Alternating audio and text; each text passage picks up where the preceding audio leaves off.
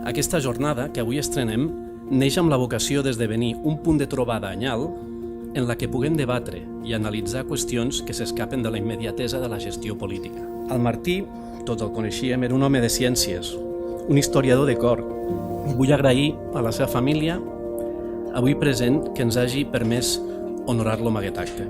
Poques presentacions calen ja del Genís, que també és un vell conegut del país i que ha estat considerat en dues ocasions, als anys 2013 i 2014, com un dels 25 espanyols més influents en l'entorn d'internet. Els propers 8 anys el tema va de què tal gestiones bases de dades. Que vosaltres, per poder treballar bé amb els vostres ciutadans, simpatitzants, afiliats, etc., segur que acabareu fent alguna base de dades. Segur que hi ha un full on està apuntat els que avui esteu aquí o els que van anar no sé on, etc. I això començarà a ser inquietant. Doncs, amb tot el tema de dades i d'informació, jo puc pensar que el meu govern me recolza o no.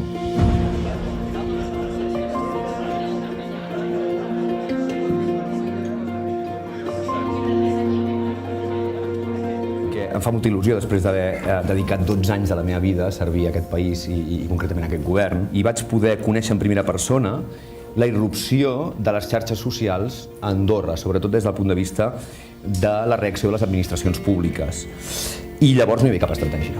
Hi ha moltes institucions que han incorporat de seguida les xarxes socials com una eina de participació i d'escolta, que és una paraula que se sent poc i és molt important, perquè és la raó de ser de les xarxes socials, i altres que estan arribant pràcticament ara. Si tu vas a les xarxes i mostres qui ets tu, doncs no t'allunyes, t'estàs posant a l'abast de molta més gent. Tenim andorrans arreu del món, i si volem arribar-hi i volem que sàpiguen què passa, doncs les xarxes és un bon mitjà.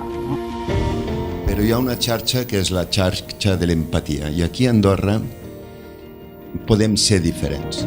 Parlar amb aquesta persona i que t'expliqui la seva problemàtica no substituiran mai les xarxes. Però si perdem això, perdem una part de l'essència d'Andorra.